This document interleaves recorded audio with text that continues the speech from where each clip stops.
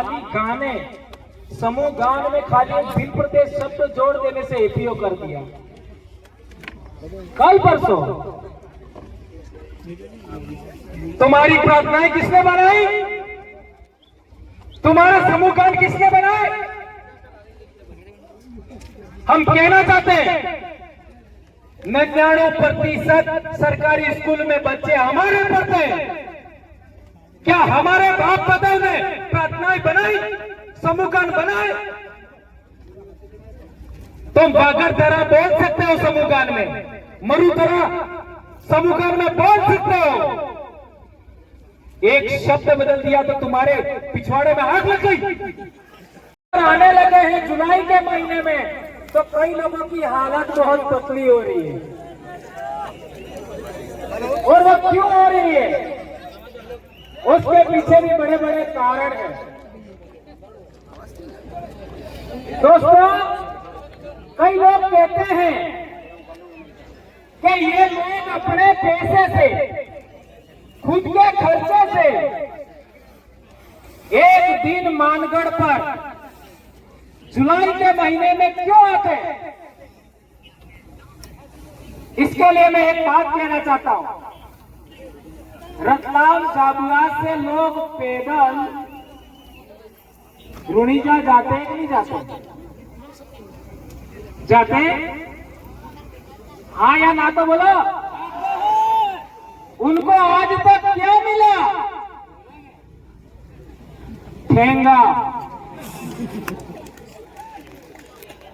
बराबर है? जो लोग पैदल अम्मा जी जाते हैं उनको क्या मिला? और जो लोग मानगढ़ आते हैं उनको क्या मिला? एक भाई कह रहा है बहुत मिला। मानगढ़ आने की वजह से बड़े बड़े टावर हिल करके गिर गए। ये कोई कम मिला क्या? आज देख लीजिए, यहां पर सब समाज के लोग आ रहे हैं।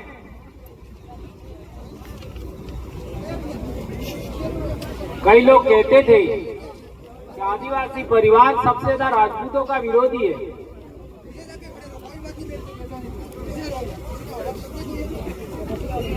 हमारे राजपूत भाई ने भी आकर के समर्थन कर दिया। बोले कि नहीं बोले? अभी पिछले दिनों दिग्विजय सिंह जी और उनके ससुर जी ने भी अपने समर्थन में बात करी और मात्र एक ट्वीट मैंने किया, वो भी पगड़ी उछालने की वजह से, और वो भी इतने बड़े संगठन का पदाधिकारी गुजरात के अंदर, संभवतः राज शेखावत जी उनका नाम है, उनका पगड़ी उछाला गया। अरे भैया, आपका विरोध हो सकता है, लेकिन आपको पगड़ी उछालने का अधिकार किसने दिया? आदिवासी परिवार पगड़ी उछालने वाले विचार का विरोधी है। यह बात हम कहना चाहते हैं। आदिवासी परिवार उस विचार का विरोधी है जो इंसान होकर इंसान के चेहरे पर पेशाब करता है। ये बात सच है, गलत है? सबने वीडियो देखा, मध्य प्रदेश में एक आदिवासी पर एक गैर आदिवासी ने पेशाब किया। वो नर पेशाब आदिवासी नहीं हो सकता, इस देश की माटी का नहीं हो सकता। वो भारत देश का पानी पीता है तो वो गलत है, ऐसा हम मानते हैं। ऐसे नर पिशाचों को पुनः भारत से बाहर भेजने का संकल्प लेना चाहिए हमको।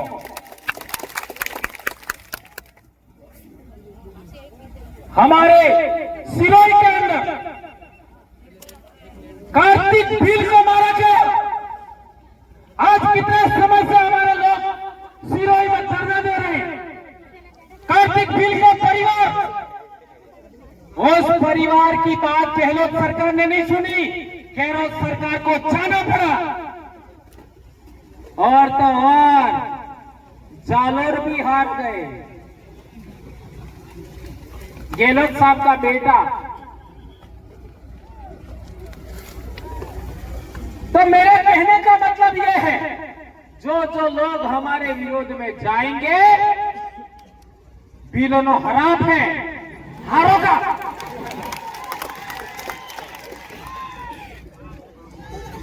अब बिलो ने बेगा करी ने मानगढ़ तक की हराम बंगा तो भी तमाम सत्यानाश भेजा। जाओ, ये हमारे बाप दादा ने किया। आदिवासी परिवार उस विचार का विरोधी है जिस विचार ने नेमावर में हमारी बेटियों को मार करके जमीन में जेसीबी से गाड़ दिया। ये बात हमें समझनी है। आदिवासी परिवार उस विचार का विरोधी है जिसने पूजा भील के टुकड़े किए। मावली में आदिवासी परिवार उस विचार का विरोधी है जिसने बाबूलाल भील को नीमच में गाड़ी के पीछे बांध कर खींचा। क्या यह बात सही है कि गलत है? हम उस विचार के विरोधी हैं। हम चाहते हैं कि ऐसे लोगों के शासन में हम ना रह करके हम हमारे पूर्वजों की व्यवस्था, भीलराज की जो व्यवस्था है, उसके अधीन हमारे समाज को सुरक्षित करना चाहते हैं, आगे बढ़ाना चाहते हैं।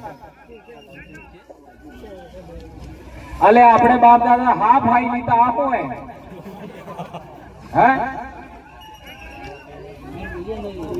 हमारे बाप दादा पे सितरा में लड़ी जाता, बात आसी की झूठी सीतरा में लड़ी जाता। ये कालिया नो खोन है, कालिया एक थोड़ा रोम माते आवी क्या था डूंगरो ठीकी दे। तो मेरे कहने का मतलब ये है, हम उस विचार के विरोधी हैं। क्या सूरज कभी भेदभाव करता है क्या? हाँ, तुमको ज्यादा रोशनी देंगे, तुमको रोशनी नहीं देंगे। सूरज कभी ऐसा करता है क्या? क्या चंद्रमा किसी के साथ भेदभाव करता है क्या? इसलिए हमारे बाप दादे ये धर्म ध्वजा है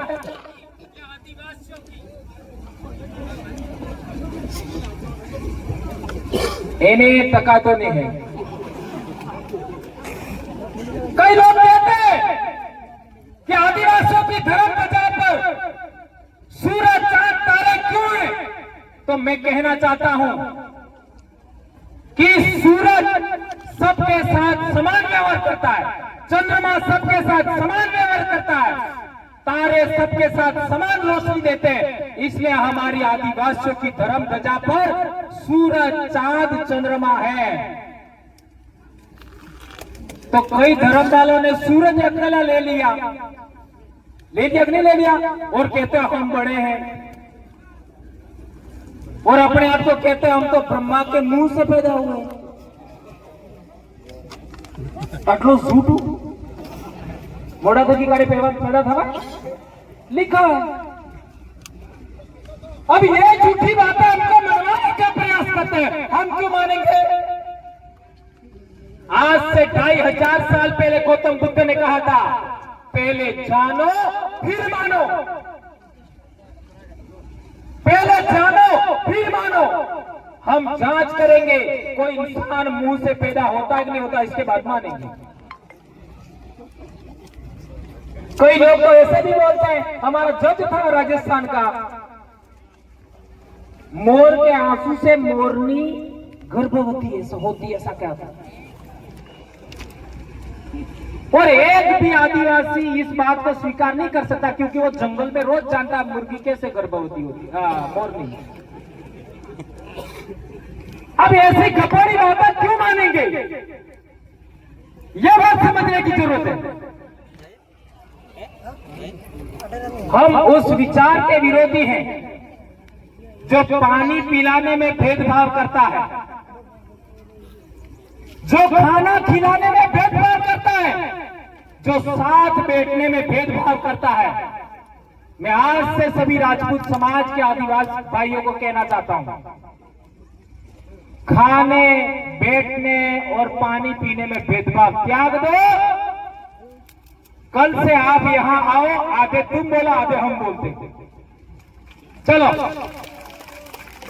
खाने में भेदभाव नहीं, पानी में भेदभाव नहीं, बैठने में भेदभाव नहीं। क्यों? क्योंकि रिसर्च में यह प्रूव हुआ है कि डीएनए जांच हो जाए तो आधा हमारा समाज निकलेगा। क्यों? हमारे समाज का जो शासक वर्ग था उसको कन्वर्ट करके आज जिस तरीके से करवाया जा रहा है उस तरीके कन्वर्ट करके हमारे समाज से अलग कर दिया।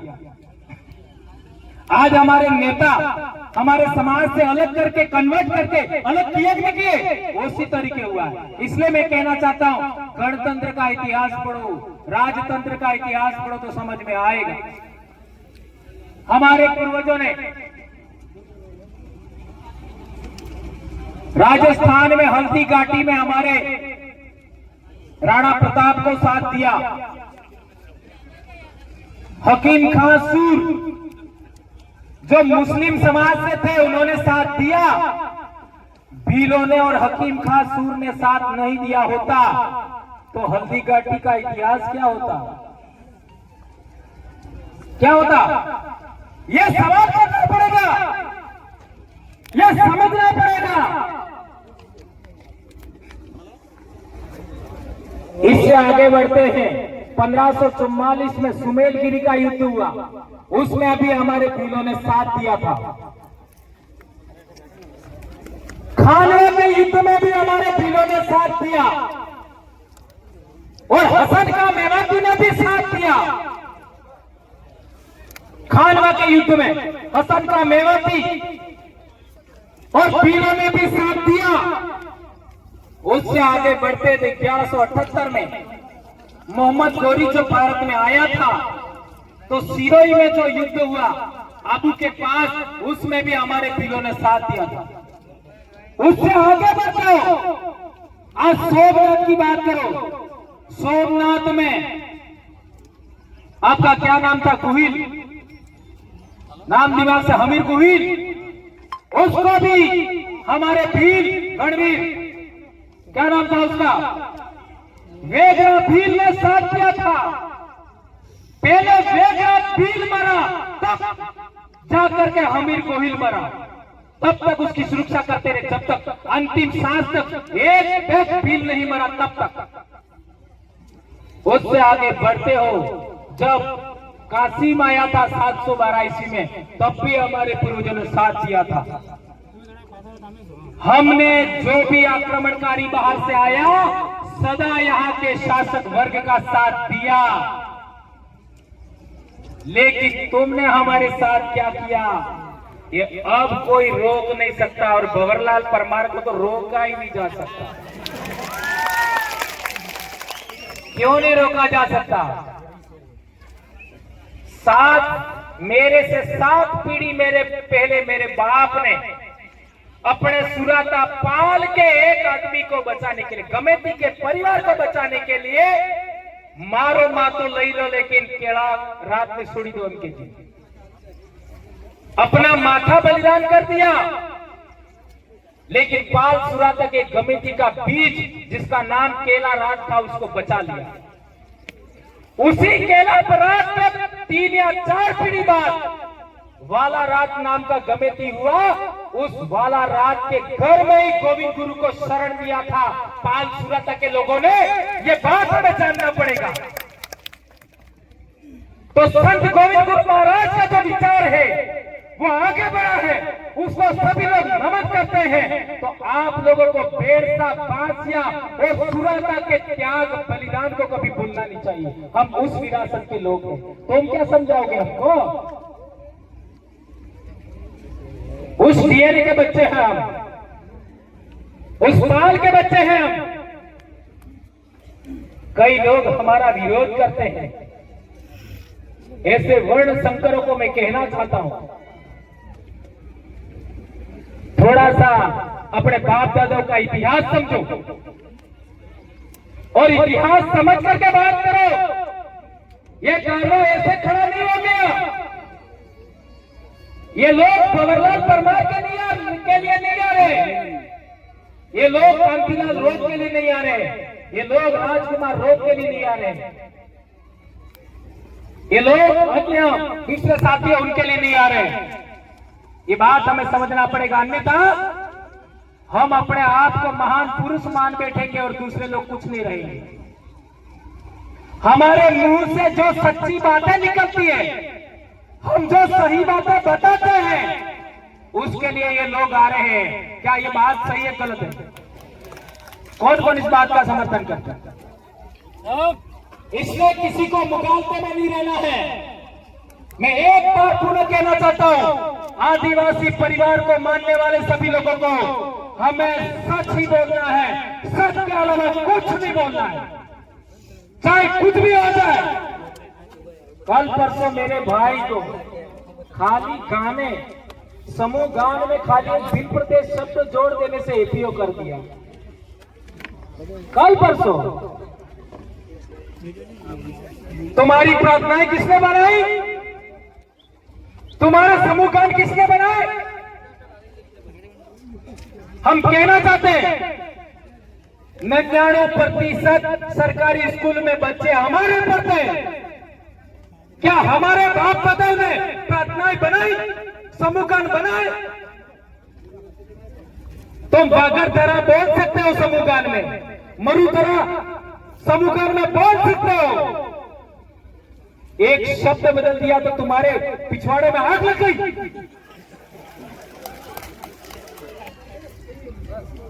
इसलिए कहना चाहता हूं, हम वो लोग हैं जिसने एक आदमी को बचाने के लिए सर कटा दिया। आज की तारीख में लाखों भंवरलाल परमार क्या तोड़ दोगे? जाओ जो करना करो। आज तक जितना भी हमारे विरोध में काम हुआ, जिस नेता को आगे किया हमारे विरोध में, वो हार गए और अब जो बचे वो भी हारेंगे। ये हरा पे आज तक बड़ा काबरा में हरा पे जाओ, हारोगे जितना हमारे विरोध में काम करोगे। कई लोग कहते हैं तुम मुसलमानों को साथ में क्यों रखते हो?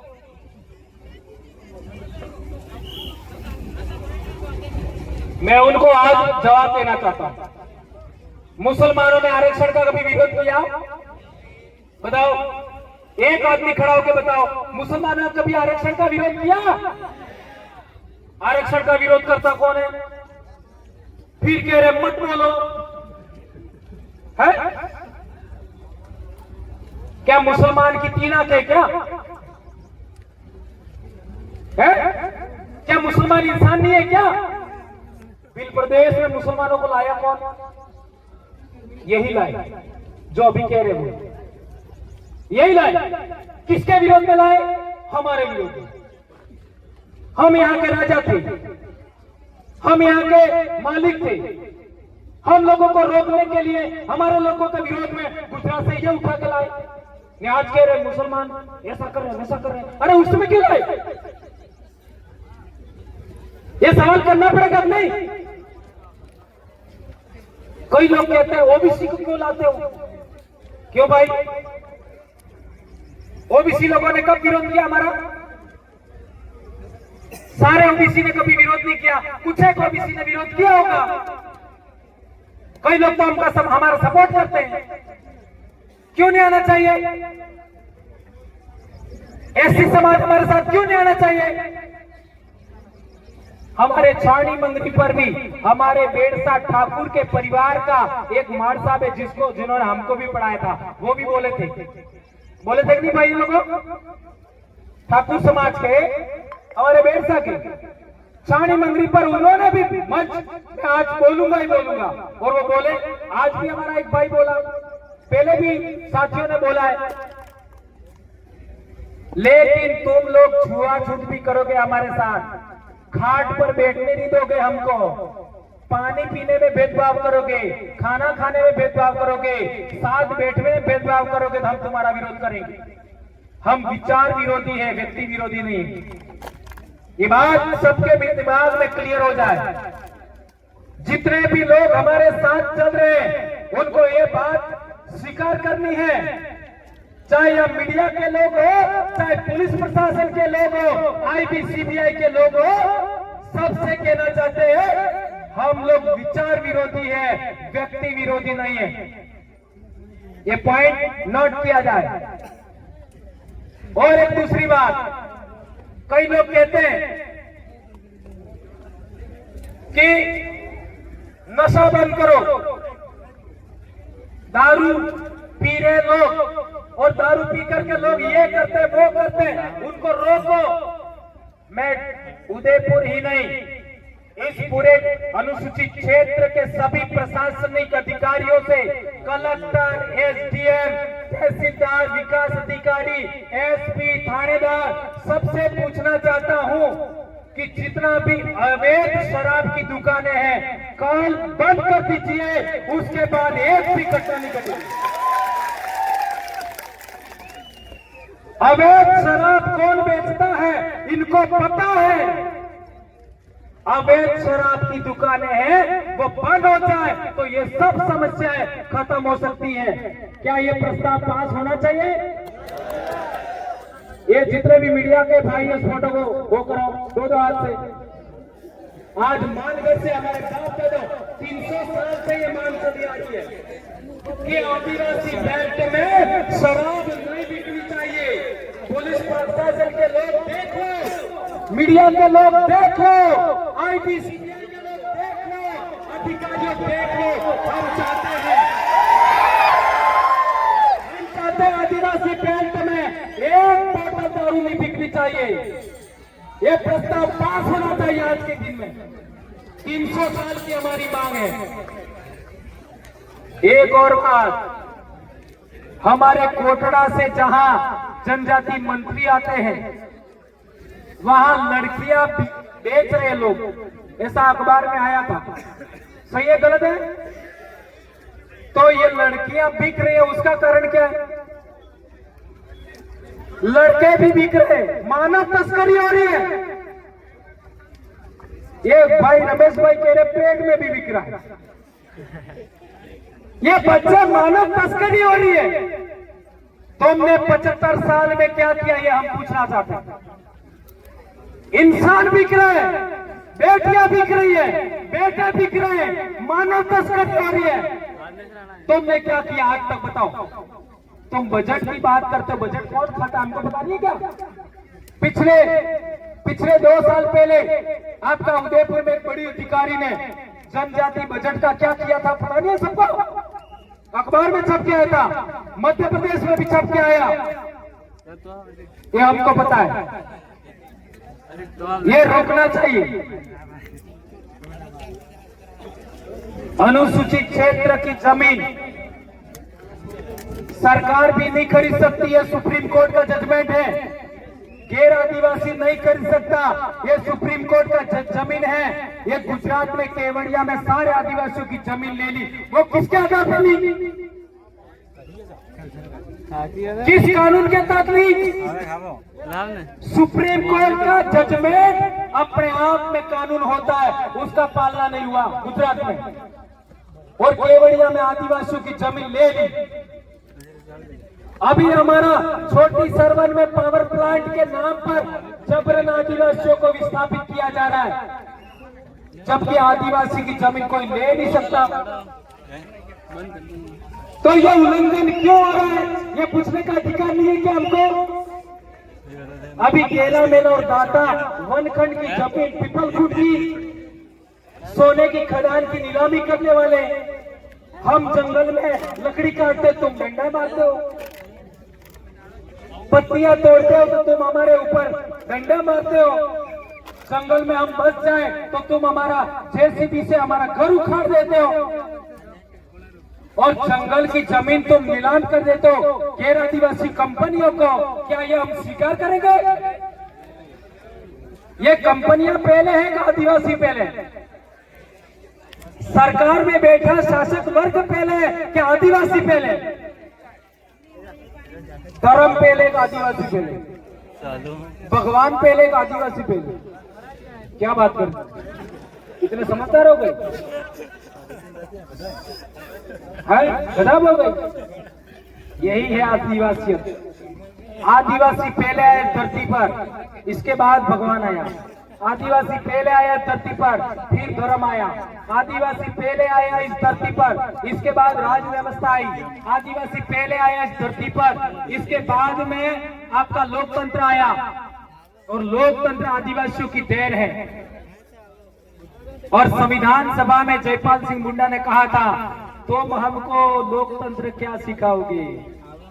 आदिवासी 3000 साल से लोकतंत्र को जीता आया है। असली लोकतंत्र प्रस्थापित करना देश में। और एक बड़ी बात,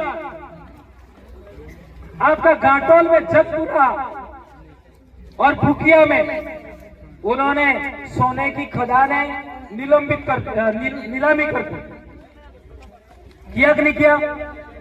हम ऐसा कहना चाहते हैं कि आदिवासियों की सहकारी समितियां बननी चाहिए और उन सहकारी समितियों को अधिकार होना चाहिए, ऐसा होना चाहिए।